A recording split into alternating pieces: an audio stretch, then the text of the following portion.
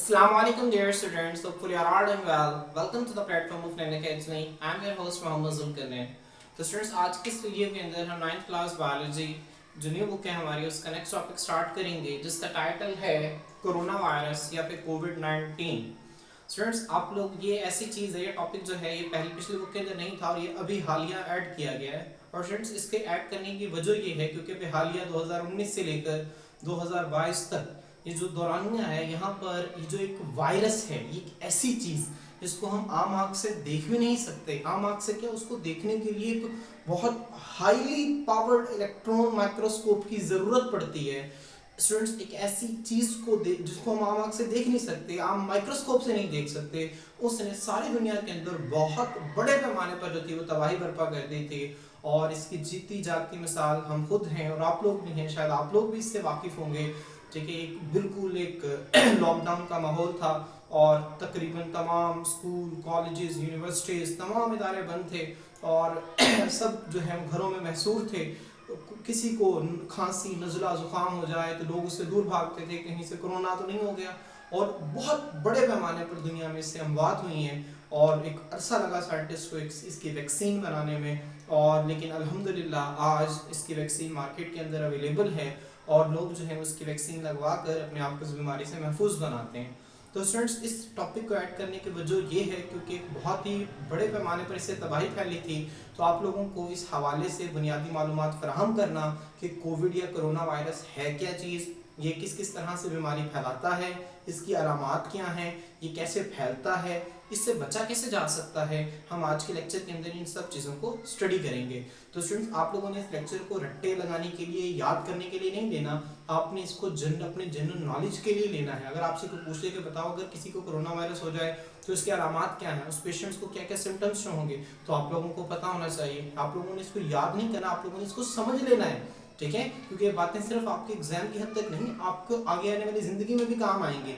आपको एक बुनियादी इतनी अहम बीमारी जो कि आप लोगों ने खुद विटनेस की है, आप लोगों को उसके मुतालिक पता होना चाहिए। तो स्टूडेंट्स आए टॉपिक को स्टार्ट करते हैं। कोरोना वायरस स्टूडेंट्स क्या है, एक वायरस था identified in the late 2019 in Wuhan, China का एक शहर है वुहान। यहाँ पर 2019 के आखिर में, ठीक है, 2019 के आखिर में सबसे पहला ये वायरस का केस जो थे वो चाइना के शहर वुहान में रिपोर्ट हुए थे।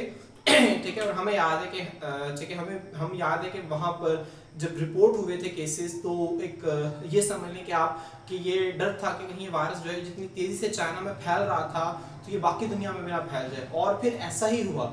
ठीक है, चाइना से जब लोग जो थे वो बाकी ममालिक के अंदर सफ़र करते थे, हवाई सफ़र करते थे, तो चाइना से वो जो वायरस था वो लोगों के साथ फिर बाकी मुल्कों में फैला। और एक वक्त आया कि हमारे मुल्क पाकिस्तान के अंदर, ठीक है, और इर्द गिर्द के गर्दनवा के जो ममालिक हैं, इंडिया, बांग्लादेश और इन ममालिक में भी बहुत हद तक जो था वो कोविड फैल गया। तो स्टूडेंट्स आपने इसको ज़हन में रखना है कि इसके आगाज़ कहाँ से हुआ था। इसका आगाज़ चाइना के एक शहर वुहान से हुआ था, कब, 2019 के आखिर में। आपने इसको ज़हन में रखना है स्टूडेंट्स। उसके बाद पेंडेमिक। स्टूडेंट्स पेंडेमिक का मतलब क्या होता है, ये जो लफ्ज़ है ना पेंडेमिक, पेंडेमिक कहते हैं आलमी वबा को। ठीक है, कोई चीज़ जो है वबा की शक्ल इख्तियार करते हैं। वबा कहते हैं जो बहुत तेज़ी से फैले और पेंडेमिक कहते हैं आलमी वबा को, तो सारी दुनिया में बहुत तेज़ी से फैले। तो एक पेंडेमिक था of respiratory illness. Respiratory students, respiration कहते हैं निज़ाम तनफ्फुस को, सांस लेने के निज़ाम को। रेस्पिरेटरी इलनेस से मुराद ये है कि यहाँ पर जो हमारा सांस लेने का निज़ाम है ये मुतासिर होता था। ठीक है, ये अफेक्ट होता था इस वायरस से, तो आपने इसको ज़हन में रखना है। तो ये सांस की, ठीक है, जो हमारा निज़ाम तनफ्फुस है, जो सांस लेने के निज़ाम की बीमारी थी और ये एक पेंडेमिक के तौर पर, ठीक है, पेंडेमिक कहते हैं आलमी वबा के तौर पर इस सारी दुनिया के अंदर फैली थी। इसको कोविड-19 का नाम दिया गया। स्टूडेंट्स हमारे ना एक इदारा है, ठीक है, हमारी दुनिया के अंदर एक इदारा है जिससे वर्ल्ड हेल्थ ऑर्गेनाइजेशन WHO के नाम से जाना जाता है। सारी दुनिया के अंदर जो है वो सेहत के हवाले से काम जो है वो करता है। तो स्टूडेंट्स ये जो कोरोना वायरस था जिस वजह से हुई थी, इसको कोविड-19 का नाम दिया जाता है। अब स्टूडेंट्स कोविड-19 को क्यों कहा जाता है, CO से कोरोना, VI से वायरस। ठीक है, जिसमें ये है ना, इसको कोरोना के दो लफ्ज़ हैं पहले और VI वायरस, और चूंकि ये 2019 के इख्तिताम पे शुरू हुआ था तो इसी वजह से, और डी का मतलब है डिजीज, क्या है डिजीज, ठीक है। तो कोरोना वायरस डिजीज 2019 के एंड पे शुरू हुआ था, इसी वजह से इसे कोविड-19 कहा जाता है, आपको इसका पता होना चाहिए, ठीक है। तो स्टूडेंट्स आए अब हम देखते हैं इसकी स्प्रेडिंग, बुक में लिखा हुआ है फैलता किस तरह से, ठीक है। स्टूडेंट्स देखें द वायरस जो है ये प्राइमरीली का मतलब होता है इब्तदाई तौर पर, शुरू में स्प्रेड फैलता है थ्रू रेस्पिरेटरी ड्रॉपलेट्स, ठीक है। स्टूडेंट्स रेस्पिरेटरी ड्रॉपलेट्स से क्या मुराद है? रेस्पिरेटरी ड्रॉपलेट्स कहते हैं छोटे छोटे कतरों को, पानी के ड्रॉप होते हैं ना कतरा, ड्रॉपलेट्स का मतलब होता है उस कतरे से मजीद छोटे छोटे कतरे, उन्हें हम ड्रॉपलेट्स कहते हैं। रेस्पिरेटरी ड्रॉपलेट्स से क्या मुराद है? ये वो पानी के छोटे छोटे से कतरे हैं जो हमारे सांस के थ्रू, जो हमारे मुंह से हवा निकलती है, ठीक है, जो सांस निकलती है हमारे नोज के जरिए, उसमें जो पानी के छोटे छोटे कतरे मौजूद होते हैं उनके जरिए ये फैलता है, ठीक है। अब स्टूडेंट्स वो कतरों के जरिए कैसे फैलता है हम देखते हैं। When an infected person, जब एक ऐसा शख्स, एक ऐसा मुतासर शख्स, मिसाल के तौर पे एक आदमी को कोविड है, कोरोना है, अब उसके लंग्स के अंदर, उसके फेफड़ों के अंदर वो वायरस मौजूद है। अब देखिए हम हवा ले रहे हैं, हम सांस लेते हैं, हवा हमारे जिस्म के अंदर जाती है, हमारे फेफड़ों में जाएगी। अब वहां से जब वो हवा बाहर आएगी तो हवा में आपको पता है पानी के बुखारात मौजूद होते हैं हर वक्त, तो उन पानी के बुखारात के अंदर हमारे फेफड़ों में से, हमारे लंग्स में से वो वायरस भी मौजूद होगा, ठीक है। जब उस हवा जो है हम बाहर आएगी हवा, तो जब उस हवा में से दूसरे बंदे सांस लेंगे या वो हवा ठीक है वो जो कतरे हम दूसरे बंदों के ऊपर जाकर गिरेंगे, ठीक है, या वो उनके कांटेक्ट में आएंगे तो उनको भी ये बीमारी हो जाएगी। तो आपने इसको ध्यान में रखना है। जब एक मुतासरा शख्स जो है वो कफ्स का मतलब है खांसता है, ठीक है, जाहिर सी बात है हम खांसी करते हैं, ठीक है, तो हमारे मुंह से जो है वो छोटे छोटे ड्रॉपलेट्स निकलते हैं, ठीक है। तो वो छोटे छोटे ड्रॉपलेट्स के अंदर अगर हमें एक इन्फेक्टेड पर्सन है, अगर इसको कोविड है, ठीक है, अगर इसको कोरोना वायरस है, तो अगर वो ड्रॉपलेट्स किसी दूसरे सेहतमंद आदमी के कांटेक्ट में आ जाते हैं तो उसको भी वो बीमारी हो जाएगी। फिर उसके बाद स्नीज कहते हैं छींकने को, ठीक है, जब हम छींकते हैं, ठीक है, तो जाहिर सी बात तब भी हमारे मुंह से जो है वो ड्रॉपलेट्स निकलते हैं, उन्हें भी हम रेस्पिरेटरी ड्रॉपलेट्स कहते हैं। अगर एक इन्फेक्टेड आदमी जिसको कोविड है अगर वो छींकता है तो उसके जो पार्टिकल्स है ना, वो जो ड्रॉपलेट्स हैं दूसरे आदमी के साथ कांटेक्ट में आएंगे और उसको भी बीमारी हो जाएगी। इसी वजह से कहते हैं कि कोविड जो है, जिस बंदे को कोविड था वो खास किस्म के मास्क इस्तेमाल करते हैं, चेहरे पर मास्क लगा के रखें ताकि आपके जो रेस्पिरेटरी ड्रॉपलेट्स हैं वो किसी और शख्स तक ना जाए, ठीक है। उसके बाद टॉक्स, ठीक है, बातें करना और ब्रीथ या सांस लेना, ठीक है, जाहिर सी बात है हम बातें करते हैं तो हमारे मुंह से छोटे छोटे रेस्पिरेटरी ड्रॉपलेट्स जो हैं वो अक्सर निकल जाते हैं, और ब्रीथ का मतलब है सांस लेना, ठीक है, जब हम हवा को अंदर लेके जाते हैं, हवा को बाहर लेके आते हैं, उसमें भी ड्रॉपलेट्स मौजूद होते हैं। तो जब एक इन्फेक्टेड पर्सन में सारे काम करता है, ठीक है, तो वो जब उन ड्रॉपलेट्स, उसके रेस्पिरेटरी ड्रॉपलेट्स निकलते हैं, जब उनसे एक हेल्दी आदमी कांटेक्ट में आता है तो उसे भी बीमारी हो जाती है। तो आपने स्टूडेंट्स इसको ध्यान में रखना है। उसके बाद स्टूडेंट्स क्या कहते हैं, वो कहते हैं it can also spread by touching. Touching का मतलब होता है स्टूडेंट्स छूना, ठीक है, किसको छूने से? सरफेसेस, जगहों को छूने से। कंटामिनेटेड, स्टूडेंट्स कंटामिनेटेड का मतलब होता है आलूदा, ठीक है, कंटामिनेटेड किसे कहते हैं? आलूदा को कहते हैं। तो ऐसी जगह, ठीक है, जिनके ऊपर फर्स्ट करिए बोर्ड मार्क करें, इसके ऊपर फर्स्ट करिए यहाँ पे कोविड वायरस है, अब मैं कहूँगा ये कंटामिनेटेड है, ये क्या है? कंटामिनेटेड, क्योंकि इसके ऊपर जरासीम मौजूद है। अब जब मैं इसको टच करूंगा तो स्टूडेंट्स वो वायरस मेरे हाथ पे आ गया। अब फर्स्ट करें मैं अपने हाथ को जो है वो अपने मुंह पे लगा रहा हूँ, ठीक है, उसको ऐसे ही मैंने खाने के जरिए जो है मैं उससे ऐसे खाना खा लिया बगैर हाथ धोए और मैं उसको मुंह पे लगा रहा हूँ, आंखों पे लगा रहा हूँ, तो वायरस मेरी बॉडी के अंदर चला जाएगा और मुझे जो है वो बीमारी हो जाएगी। समझ आ रही है? तो स्टूडेंट्स पहले जो प्राइमरी वो कहता है जो सबसे पहले जो है कैसे स्प्रेड करता है? रेस्पिरेटरी ड्रॉपलेट से। और दूसरे नंबर पर ये स्प्रेड करता है टचिंग, टच करने से किसको? सरफेसेस को, जो कि वायरसेस के साथ आलूदा होती हैं। वायरसेस के साथ क्या होती हैं स्टूडेंट्स? कंटामिनेटेड होती हैं। आपने इसको ज़हन में रखना है, ठीक है। स्टूडेंट्स उसके बाद हमारे पास सिम्टम्स हैं, ठीक है, इसके अलामात क्या हैं आपने इसको ज़हन में रखना है, आप लोगों को पता होना चाहिए। सिम्टम्स का मतलब ये होता है कि आपके पास देखिए डॉक्टर है ना, डॉक्टर के पास एक पेशेंट आता है, उससे पेशेंट को बीमारी का नहीं पता होता, वो सिर्फ डॉक्टर को अपनी सिम्टम्स बताते हैं कि मुझे सर में फर्स्ट करें पेशेंट है, वो कंप्लेन करता है कि मेरे सर में दर्द है, मेरे आंखों में दर्द है, ठीक है, मेरे पट्टे खींच रहे हैं, समझ आ रही है, मेरे पट्टे खींच रहे हैं, मेरे पेट में दर्द हो रहा है, मुझे कल रात से बुखार है। अब वो जो सारी चीज़ें बता रहा है वो उसकी सिम्टम्स हैं। अब डॉक्टर क्या करता है? उन सिम्टम्स के अकॉर्डिंग जो है वो एक बीमारी को डायग्नोज करता है, एक बीमारी को तशखीस, ठीक है, एक बीमारी की तशखीस करता है कि कौन सी बीमारी है। फिर जब बीमारी देख लेता है फिर उसके अकॉर्डिंग वो मेडिसिन देता है, ठीक है। तो सिम्टम्स इसके बहुत इंपॉर्टेंट है, आपने इसके सिम्टम्स याद रखेंगे। तो कॉमन सिम्टम्स इस बीमारी की वो क्या है स्टूडेंट्स? फीवर, ठीक है, बुखार, ठीक है, बुखार, उसके बाद कफ, खांसी, शॉर्टनेस ऑफ ब्रेथ का मतलब है सांस की कमी। क्या मतलब है? सांस की कमी। फटीग, फटीग कहते हैं थकावट को, फटीग किसे कहते हैं? थकावट को, मतलब जिस्म जो है वो ठीक है आपको थकावट से महसूस होती है। उसके बाद है बॉडी एक, स्टूडेंट्स एक, आपने लफ्ज़ सुना होगा हेड एक, पढ़ा हुआ है ना, हेड एक, हेड एक, एक जिस स्टूडेंट जिस लफ्ज़ के एंड पे एक आ जाए ना, ACHE, एक, इसका मतलब होता है दर्द करना। हेड एक सर का दर्द कहते हैं। तो बॉडी एक से क्या मुराद है? बॉडी जिस्म के मुख्तलिफ हिस्सों में दर्द होना शुरू हो जाता है। इसे बॉडी एक्स कहते हैं, ठीक है स्टूडेंट्स। उसके बाद क्या है, लॉस ऑफ टेस्ट और स्मेल, ठीक है। ये कोविड-19 के पेशेंट्स में बहुत कॉमन थी कि लॉस ऑफ टेस्ट और स्मेल, मतलब उनकी जो सूंघने की हिस्स है ना, जो आप ये समझे सूंघने की हिस्स और चखने की हिस्स, ये मध्यम पड़ जाती है, कम पड़ जाती है, ठीक है। वो पेशेंट जो है उनको जायका, ठीक है, उनकी सूंघने की हिस्स मतलब उन्हें स्मेल की जो हिस्स है ना, उन्हें जो स्मेल है वो नहीं आती, और जो टेस्ट, वो किसी चीज को जुबान पर रखते हैं उसका टेस्ट भी नहीं आता, ठीक है। तो लॉस ऑफ टेस्ट और स्मेल, उनके सूंघने और चखने की हिस्स जो है ये कम हो जाती है, खत्म हो जाती है, आप ये समझ लें, ठीक है। फ्रेंड्स उसके बाद क्या है, सोर थ्रोट, थ्रोट कहते हैं गले को, ठीक है। सोर थ्रोट का मतलब है गले की सोजिश, क्या, गले की सोजिश। और उसके बाद स्टूडेंट्स हेडेक का मतलब है सर में दर्द, जैसे मैंने अभी आपको बताया। तो इसके सिम्टम्स हैं कौन कौन सी हैं, फीवर है, कफ है, शॉर्टनेस ऑफ ब्रेथ है, फटीग है, बॉडी एक है, ठीक है, loss of taste and smell है, sore throat and headache. Students इसकी सिम्टम्स आप लोगों को जुबानी आनी चाहिए, ठीक है। अब स्टूडेंट्स ये तो अलामात हैं जो जनरल कोविड जिनको होता है। अब स्टूडेंट्स अब वो केसेस जो उनको कोविड जो है वो बहुत लास्ट स्टेज तक पहुंच गया है या बहुत संगीन कोविड हो गया है, लास्ट स्टेजेस में, उनमें स्टूडेंट्स क्या सिम्टम्स आती हैं। तो यहाँ पे लिखता है, कहते हैं इन सम केसेस, कुछ केसेस में it can lead to severe respiratory problems.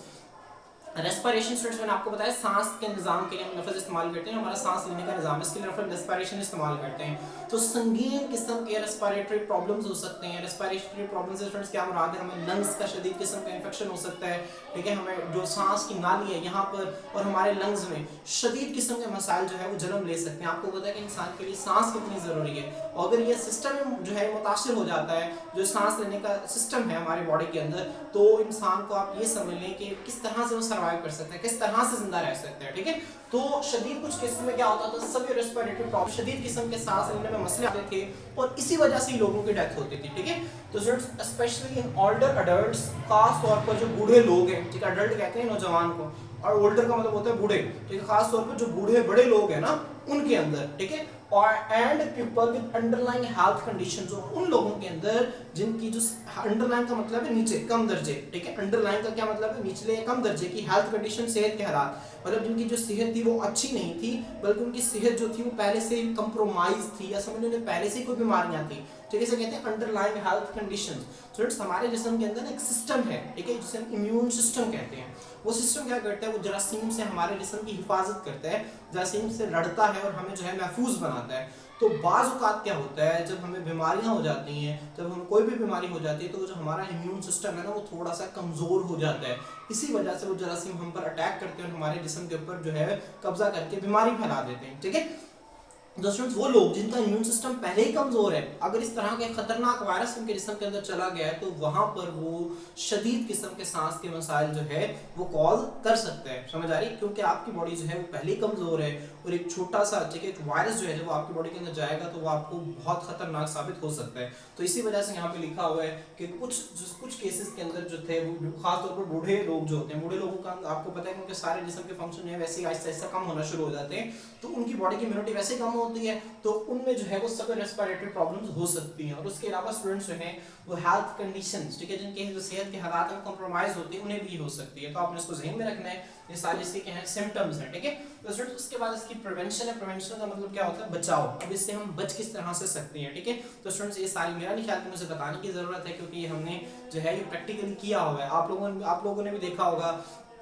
Prevention इसकी कैसे होती है स्टूडेंट्स, प्रिवेंशन के लिए क्या है, आपको कहा जाता है कि आप जो है मास्क पहने, ठीक है, मास्क क्यों पहने, ताकि आपके रेस्पिरेटरी ड्रॉपलेट्स जो हैं वो दूसरों के साथ कांटेक्ट में ना आए। आपसे कहा जाता है कि अपने हाथों को बार बार धोएं, क्यों, फर्ज करें क्योंकि ये वायरस कॉमन था, तो कहीं पर फर्ज करें कहीं पर वायरस मौजूद था, आप लोगों ने उसे टच कर लिया, आपके हाथ पे वायरस आ गया, तो आपने क्या करना है, अगर वायरस जो है, अगर वो हाथ आपने अपनी आंखों पे लगा लिया, अपने, ठीक है, नाक पे लगा लिया, तो वायरस हमारे जिस्म के अंदर चला गया, हमें बीमारी हो सकती है। इसी वजह से बार बार कहा जाता है कि हाथों को बार बार धोएं।